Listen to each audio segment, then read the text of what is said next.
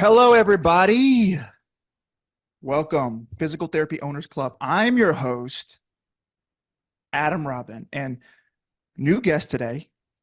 So we tried going live once before, and it was like right before Christmas, I think. And we had some technical difficulties, couldn't go live, but he's back. New Physical Therapy Owners Club coach, my friend, Tanny Crawford. Tanny, what's up, man? What's up, Adam? Thanks for having me, buddy. Yeah, I don't know what happened last time. It was stars weren't aligned. It wouldn't let us on for nothing. So Yeah, I here, know. glad to be here. Zoom and Facebook did not, they were having a bad day and they didn't want to be friends that day. So, It did not. uh, but that's all right. We're back today, man. I, Yeah. uh, I thought it would be cool to just bring you on and, talk a little bit about your story, talk a little bit about like your journey and your approach to private practice, and not just private practice, but like leadership, because I know Mm. like leadership's a big piece of what you do and how you like to do things. Yeah, man, your story's pretty cool and it's unique. It's a little different than most of the people that I've talked to in the past. So tell me about your story, like becoming a PT, where you're from, and how you got started in this game.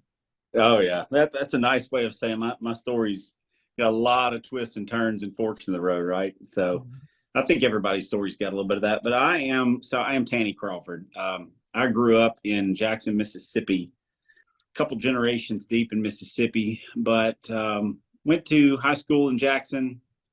Ended up going to a couple different colleges and universities before I figured out really what I wanted to do. I thought I was going to go to medical school, and then had some path corrections and went into physical therapy. Had a summer job one summer. Good friend of mine that kind of persuaded me and introduced me to the PT world. And so I said, "Yep, that's what I want to do." And got into PT school back in way back 2001. Went to the University of Mississippi Medical Center there, and graduated from class. And I always had this underlying voice or feeling or gut of whatever you want to call it, right? A knack towards.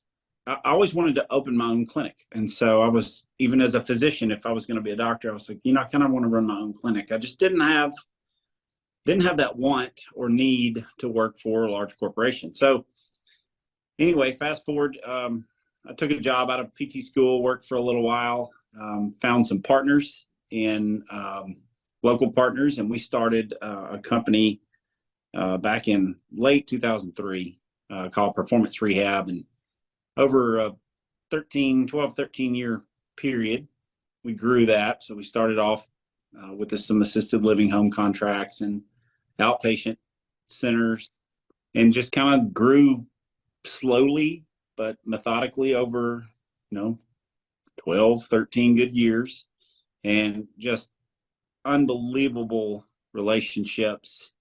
God really placed a number of people through that decade in our path, and we were able to grow the company. We had some great physicians that supported us, and through the journey, I learned a lot about myself. I did. This is kind of funny, but something I was just thinking about the other day, that I didn't really know much about emotional intelligence or how to read. I didn't know. I felt like I was gifted. Now looking back, I know I was kind of gifted in some of those aspects, because I could tell if something was wrong with an employee, or if a patient really didn't feel like they were getting the best treatment. I don't know. There was just something about them I could pick up on. I didn't know what it was, but I just would act on that, and I would go talk to them and confront them. So we had a good run there. We had had an exit strategy with a larger PT organization called Dreyer Physical Therapy that picked us up and acquired us in 2015. How many clinics were you at that time? We had 6 outpatient clinics and about 21 assisted living contracts. So we had about 100 employees, pretty good size organization. Now Dreyer just picked up our outpatient portion of the company. So we sold our 6 clinics, and I stayed on board with them. One of my partners did as well. Stayed on board with them kind of as an area manager, managing clinics. We acquired a couple more clinics in the next 3 years or so. We added another 15 or 18 clinics to the mix for Dreher, and I can't remember. They ended up with like 200, maybe 150 clinics, 200 clinics. But during that transition from a clinic owner to an area manager for a larger corporation, they had some leadership coaching inside, but also along the same lines. There was a friend of mine named Corey Lee. He's a John Maxwell executive coach now, but he kind of spurred my interest. He said, "Hey, why don't you, you've been studying some leadership with the new company. Why don't you look at kind of what John Maxwell offers?" And so I did, and I got certified in John Maxwell leadership. And Adam, man, this light bulb went off. That was like, this leadership stuff actually exists out in the world. Like, what is personal development? What is leadership? What is clarity? What are goals? All that stuff. I'm like, clarity. I mean, I thought I could see pretty good, but no, it's anyway. Went into the John Maxwell piece, got out, and finished my stint, my 3-year contract with Dreher. Had a non-compete, so I moved in with a couple of physicians that opened a new direct primary care, cash-based membership medicine model. Did some business development with them, grew their clinics, and then got picked up.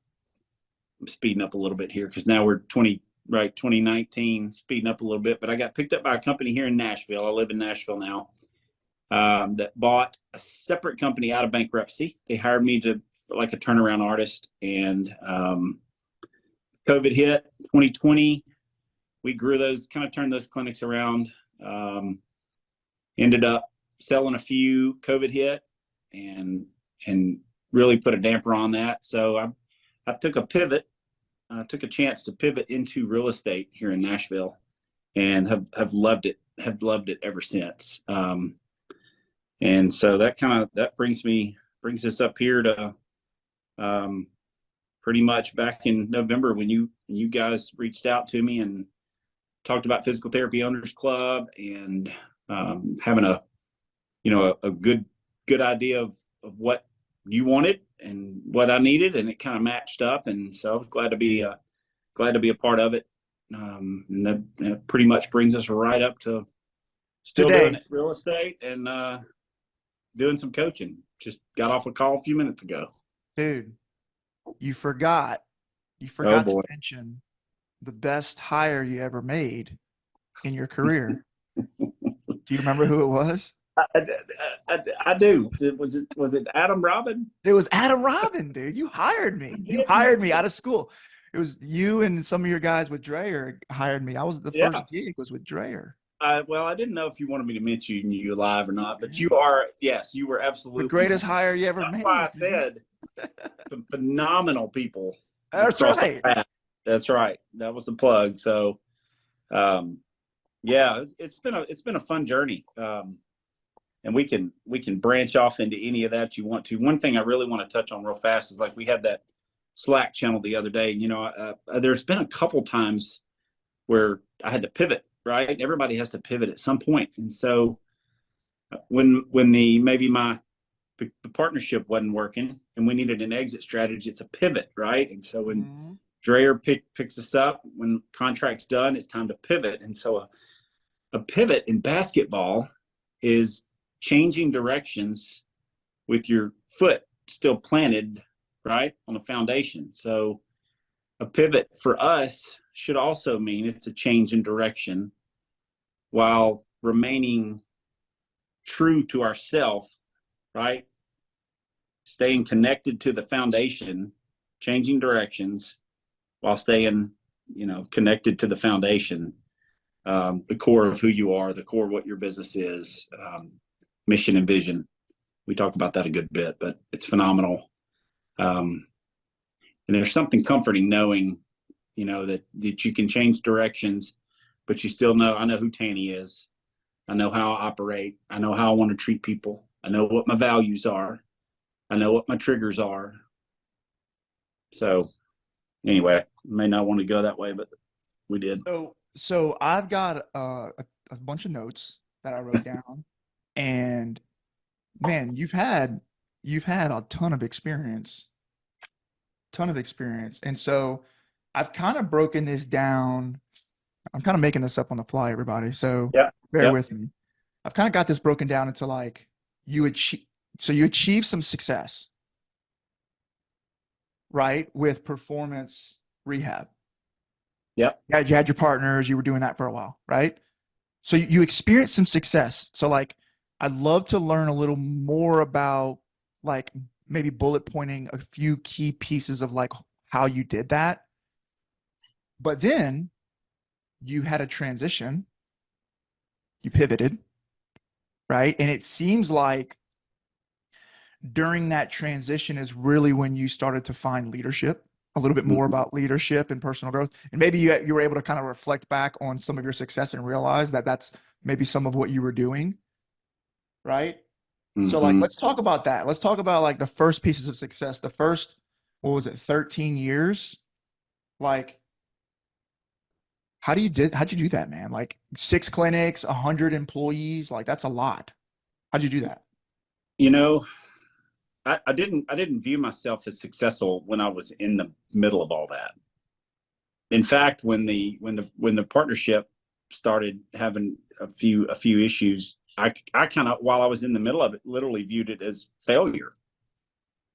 And that's a that's a pretty much a preaching moment right there, is that sometimes when you're in the middle of something you view as a failure, it's literally an experience that builds you up Mm-hmm.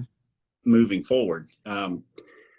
We you know, I knew I wanted to start my own clinic, but I didn't say in my mind, I did, like when I was 20, I don't know, 25 years old, I didn't say I want 6 clinics and 93 employees. I was just like, hey, let's see if we can get a clinic going. We got a clinic going.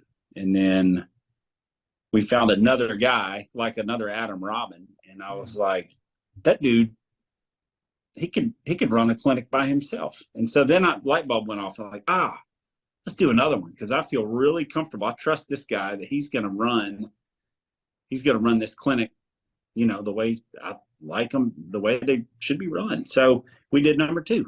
And then about 2.5 years later, found another guy and or girl. And then it was just from that point, it was like, well, we've done it twice. And 2.5 years later, well, let's do it again. So we opened a third one, and same thing happened. It was literally we opened our first clinic in early '06, and then another one in '08, another one in 10, maybe 11, and then last one or so was 12 and 14. So it was about every year and a half, two Mm-hmm. years, and it Mm-hmm. was the people. Dude, that's We exactly what I didn't, wrote down.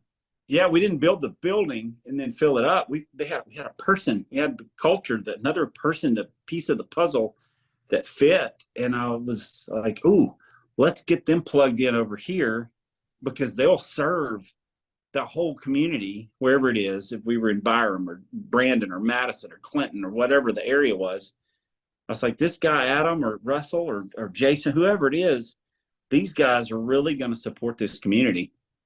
And we didn't, like, you don't have to sell that. It's like, Mm-hmm. that's just like it's a product that people need. That person was somebody that people need. So anyway, I had a coaching call today, and we were talking briefly about enneagrams. There's other personality quiz system called Primal Seven. 7 core questions that kind of most everybody asks at least one. And so there was one of them that some people ask this question is, am I successful? All right. And it's kind of part of some people's, again, part of their core.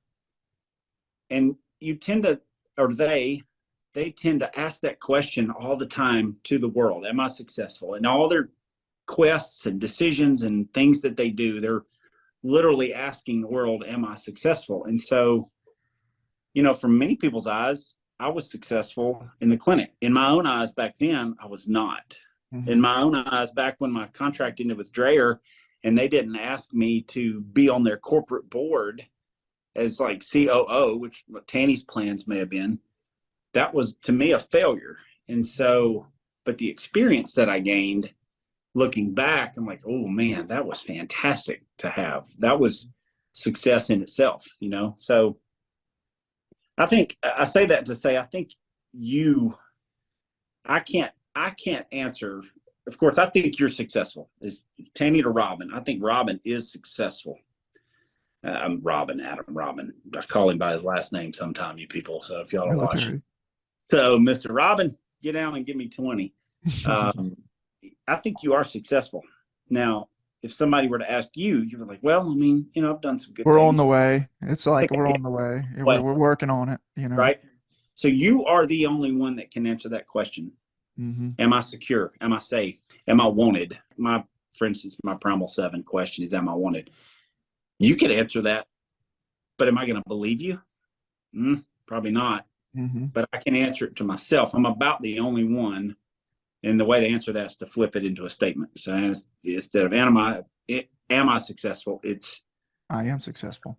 tell yourself you are successful. Mm-hmm. But yes, there's more to go with that. So I wrote down as I heard you talking a few things that resonated with me. Number one, you said one step at a time, right? Because you said, I said, how'd you do that? You said, well, we just got one clinic going, right? So it's like, how do you eat an elephant? One bite at a time, yeah, one step at a time, right?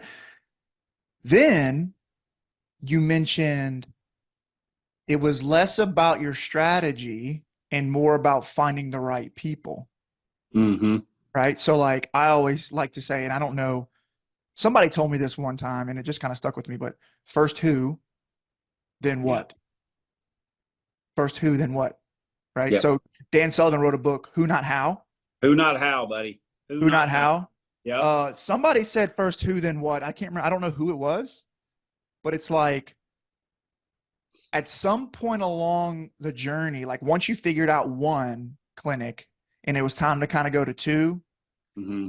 or maybe once you're at two, trying to go into three, you're kind of eclipsing that, like you're that evolving owner. Yep. At some point, it turns into a leadership game. Yes. And it's less about strategy. It's not your marketing skills. It's not your like your systems as much. It's more about like, how do I get clear on like who we are and what we want to do and find the right people Mm-hmm. who align with that and then get a massive alignment with my team. And that's kind of Yep. the rocket ship that takes off. Yeah. Yeah. And that's when it gets fun. That's when it Oh man, gets fun. That's when it gets fun. it's so much fun. And we talked before we got on here about attracting and not Yeah. like chasing. You attract people that want to be around you, right? And so if you attraction versus chasing, so you know if you are the sum of the 5 people you hang around with the most, but like you were talking about earlier, I don't remember exactly how you put it, but at some point people don't really want to, they don't hang out with you anymore, right? And then there's other people that come into your lives at the moment that they're supposed to, and then your cultural alignment, all of it just works, and it gives you so much energy and so much passion, and people can see it, and it's contagious. So anyway, yeah. Yeah. It's like things switch. And by the way, like this isn't like traditional business advice, if you will, but like Exactly. there's so much power in this conversation. But like things like in the beginning, like before when you were at one clinic, before you had kind of grown up, right?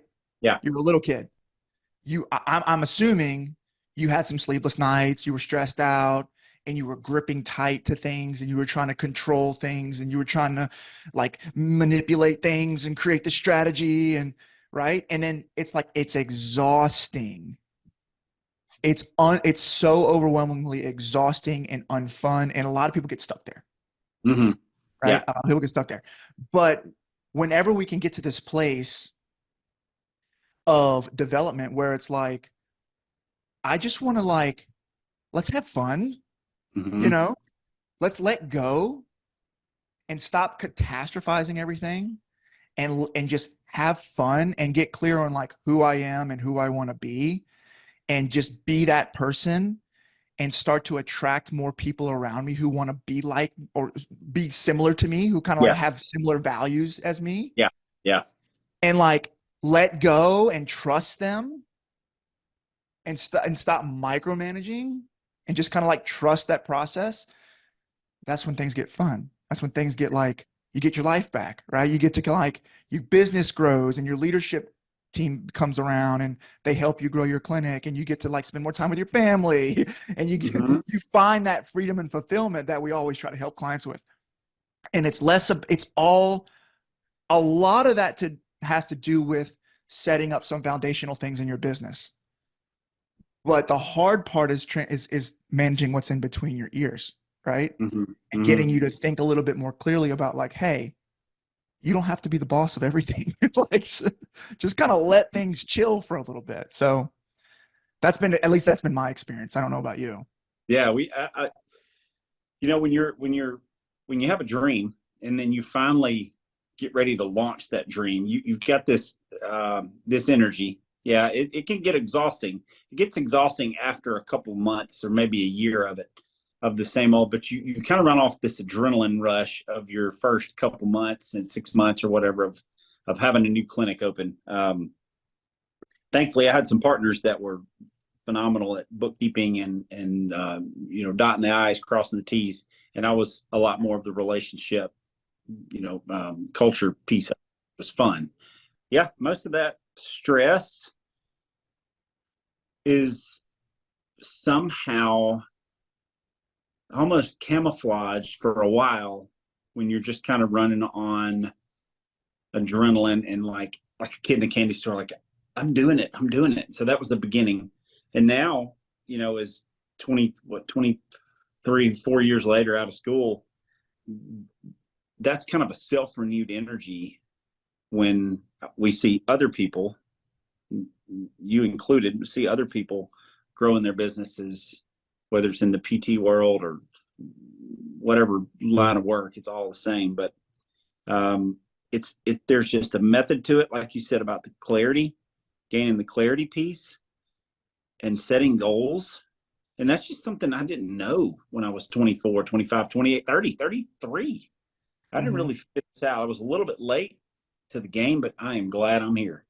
Mm-hmm. So, but for instance, there's a young guy that's in one of my mastermind groups that's 20, 23, 24 years old. And I just think, and I tell him, I'm like, buddy, you are so far ahead of most people that are 24, 25 years old, starting to already look for that clarity, having the awareness Right. that you even need clarity and goals and all that and culture. So, Well, I'd argue that it's like I would argue that that is the answer. yeah. Section 3 in the vault. It's the answer. Like clarity, the lack of clarity is always the problem. Yep. It's never not the problem. The Yep. lack of clarity is always the problem, right? Confusion and inaction are just a lack of clarity. That's right. And Good question. confused people don't take They action. don't. They don't. They Confused just people don't. don't buy. Confused people don't move forward, right? So like the the art and the rhythm of consistently allowing yourself to gain clarity is the key. Yep. Is the key to self-awareness, is the key to practice, is the key to leadership, is the key to like is the key to finding what you really want, you know? And you have to keep practicing that clarity. I don't know Right. if anybody on here is a hunter. If you take your binoculars out of your bag and you hadn't had them for a couple months, you're scoping your gun, it's not going to be clear. You got to readjust it. And so you have to have a consistent, intentional, uh, deep work time for yourself to keep clarity Same thing with your eyes, your glasses. You can't have the same set of contacts for 15 years. Your eye changes, right? So you have to go back for adjustments and whatever. So we have to have our own personal adjustments, and consistent ones and intentional ones. Right. Yeah. Yeah. And I think that's the power of, that's where a coach comes in, right? Yeah. That's where a coach comes in. So like, I had a little connection call with a potential client today, and he's like, listen, it's an investment. You're going to hire a coach. It's kind of hard. It's like, kind of hurts a little bit. You got to pay the money. Yeah. It's not going to break the bank, but it is going to be a financial expense that is more than probably what you want to pay, right? For most of the times. And, the guy was like, well, could you tell me a little bit about like, what is it about coaching that has been so like astronomically great for you? Like, what was it? Like, what give me an example of something that you implemented in your business that was so great. And I sat there and I was like, that's a great question.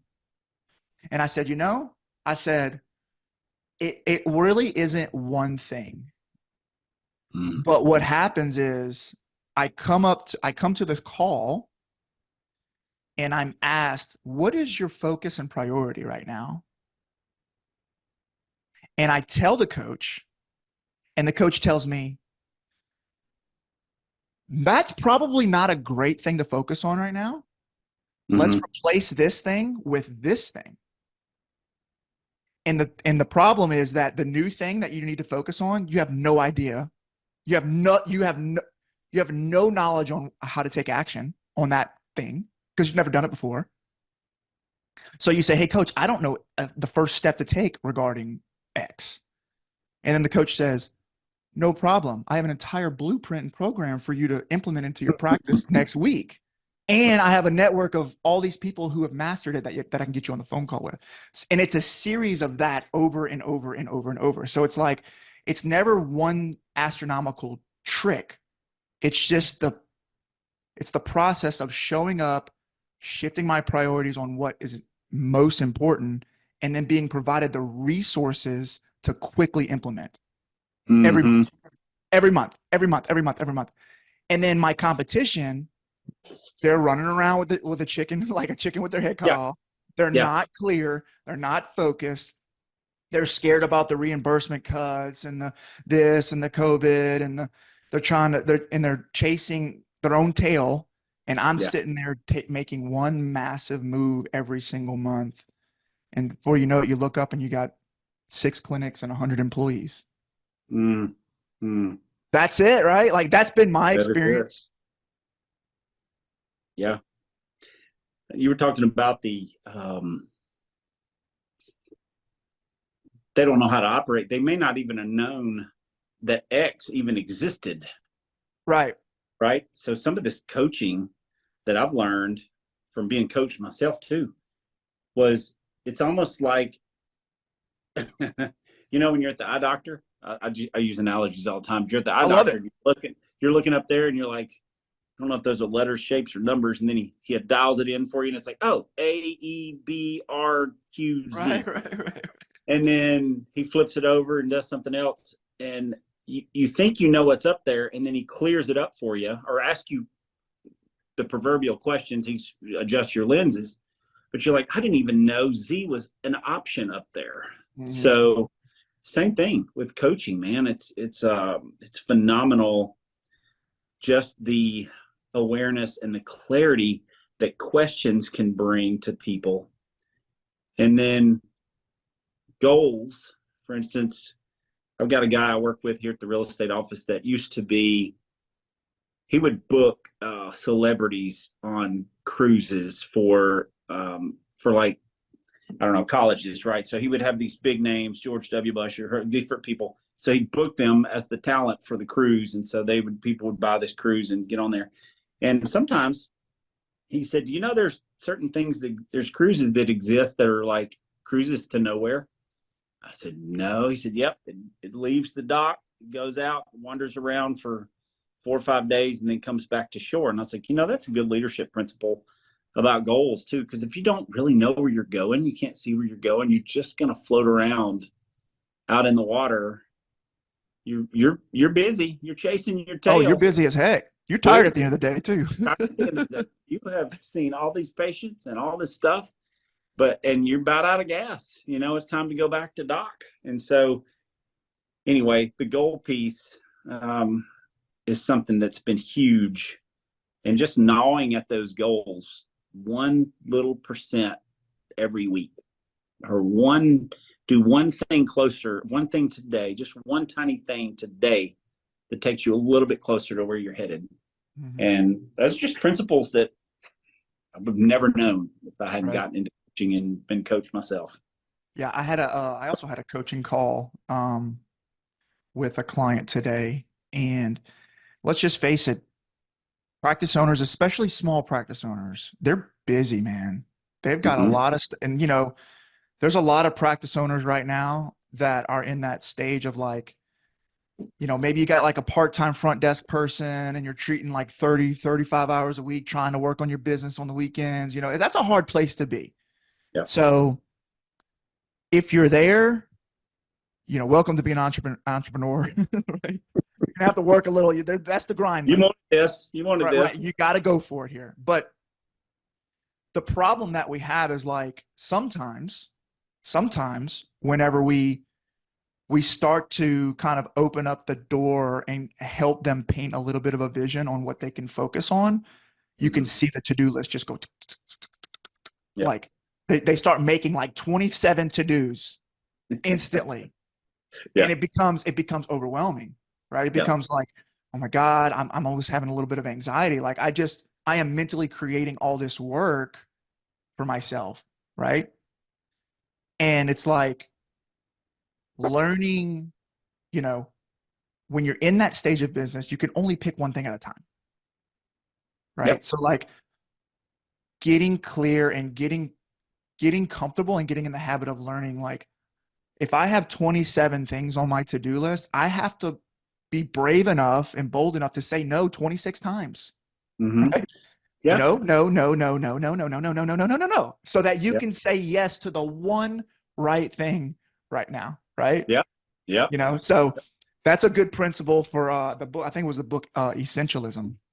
Prioritization is less about saying yes to the right thing, and it's more about saying no to all the wrong things. Yeah. Right. But like in the beginning, everything's important. Everything's a 10, right? Everything's like the most important thing. So yeah, man, it's good stuff. Good stuff. It's so good. So tell me how you're working with a few clients right now. Yep. And they're all crushing it. What are you seeing in the industry right now with your clients? Are you seeing any common characteristics, common traits, common hurdles that you're helping them overcome? Like, what are you seeing with your clients right now? Man, one thing that I'm seeing is that they are busy. They're in the clinics. They are learning. They're becoming more aware that they've got that death grip on treatment, right? Like I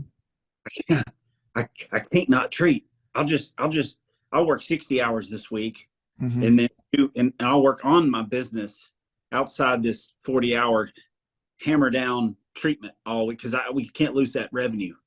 So that's a very common piece, and it's very understandable. I mean, just at first glance, you would think that's how 100% of people operate. But the other thing is that if you think about developing others, right? So one of the things that I like to do is to try to open people's eyes and minds about developing other people so that they can take up any slack or take up any mistreatments, kind of the always be hiring thing, right? So taking your time to back out just a little bit, and then allowing other people, being able to delegate well, give yourself permission. For some people out there, that's hard to do. Give yourself permission to delegate. And then another thing, though, is I'm finding, especially just like I was, these people, they don't really know.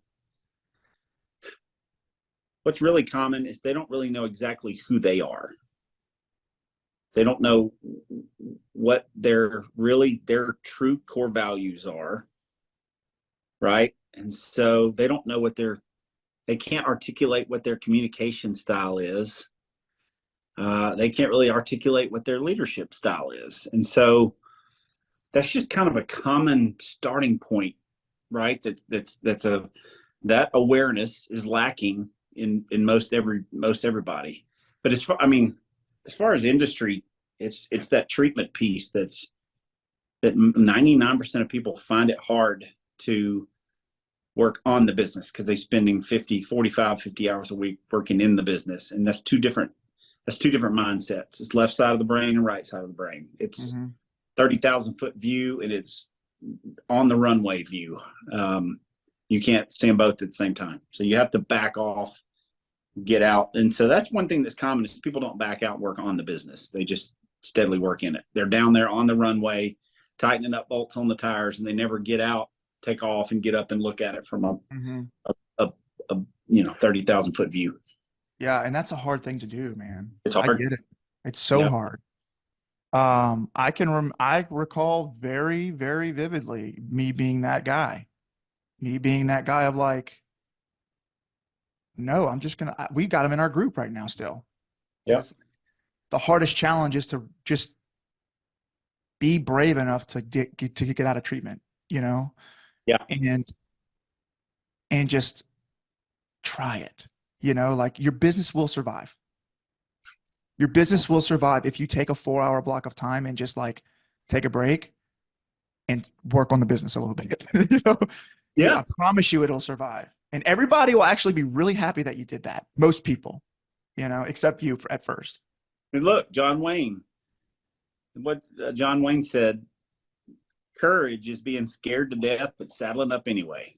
That's right. You know what? That's a good point. It's not going to feel good. Yeah. It's not going to feel good. You're going to be scared. You're going to be at night. You're going to be thinking, oh my God, I'm going to lose money and I'm going to XYZ. Right. And you're going to be kind of looking over the shoulder of your people. And that is exactly where the growth happens, that discomfort. Yeah. And that's exactly where your team, even if you have 1 or 2 people on your team has the opportunity to like actually be themselves and like learn how to work without you. Yep. So that's a good point. If there's anybody listening, which I'm sure we'll get a few listeners, if you find yourself exhausted and just holding on to treatment and fearful about like your whole world coming down if you step out, like I just encourage you to be brave and give it a shot and mark off some time on your calendar so you can actually work on your business because your business needs it. Yeah. Yeah. I think if you can give yourself permission to delegate, allow somebody the opportunity to grow and give them the opportunity to mess up. It's okay. Yeah. If you would have done it yourself, it probably wouldn't have messed up, but then you wouldn't have had that 4-hour time period to work on your business and study. And they wouldn't have learned to grow that thing. Yeah. You wouldn't. That's right. So I think that we have delegation conversations almost every coaching call. Yep. Because here's the thing. There are 2 most important KPIs, if you will, in your business. And it's number 1, how much free time do you have on your calendar every week? It's probably the most important KPI. Number 2 is maybe not as objective, but how much bandwidth do you have? Right. So like if you have 4 hours off every week, but you're like paying bills and answering emails and calling the accountant and doing payroll and you've got all these things eating up your bandwidth. Well, time's great, but if you don't have the ability to focus on something that's going to move the needle in your business, it's time to delegate. Right. That's right. Right. And so here's the thing. You're always going to be delegating what you're doing. You're always working yourself out of a job. Right. So it's like you learn it, You systemize it, you give it away. You learn it, you systemize it, you give it away. And you keep doing that until you're up at the top of the mountain by yourself. Right. Mm-hmm. And what I always tell clients is when you give this thing away, that's really, really scary. And you're like, that's your baby. You've been doing it this whole time. You're going to be nervous about that. You're Mm-hmm. going to have some emotions that are everybody's a little different. It might be fear, it might be paranoia, it might be a little bit of anxiety, right? But some worry. You're going to want to look over the shoulder, and you're going to have this internal urge to jump in and look over the shoulder and try to like make sure it's right. Yep. So the trick to that is like anticipate that, anticipate those challenge, those uncomfortable feelings, and develop some strategies to hold yourself accountable and say, I'm not going to be that boss, right? Mm-hmm. I'm not going to be Mm-hmm. that micromanaging boss.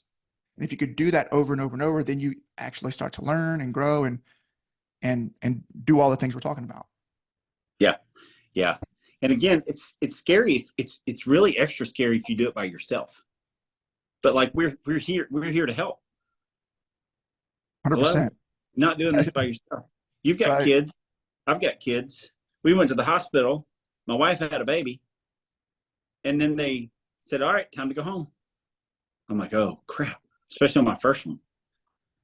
I was like, what do we do? They're like, oh, don't worry. Well, a nurse will call you.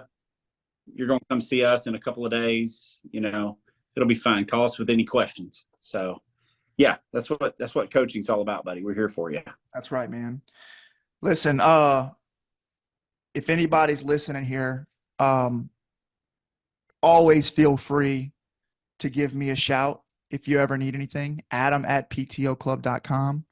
You can also join the Facebook group, Physical Therapy Owners Club. Shoot me a direct message if there's anything if you have any questions, any challenges, if you need to be connected with anybody in my network. You can also email Tanny@ptoclub.com. Shoot him a direct message. Listen, we've built a system, we've built a strategy that clearly defines and diagnoses exactly where you are at in your business. I can tell you the top 3 challenges that are bottlenecking your business right now with a quick phone call, and I can give you the blueprint and I can point you in the right direction. All you got to do is reach out, and I'm happy to do that for you. Tanny, you got anything else for the folks? Buddy, I don't. Wondering where you are right now in the path to success. You're successful, whether you're in high school, you're in college, you started your first clinic, you finished your first year, you're 5 years, you're a number 5 clinic, you're in your 228th clinic. You are successful, and we can, of course, we can help you get further. So, thanks, Adam. Thanks for having me, buddy. Thanks, Tanny. Let's do this again in a couple weeks. Yeah. All right, buddy. Peace out, brother. See ya. Bye.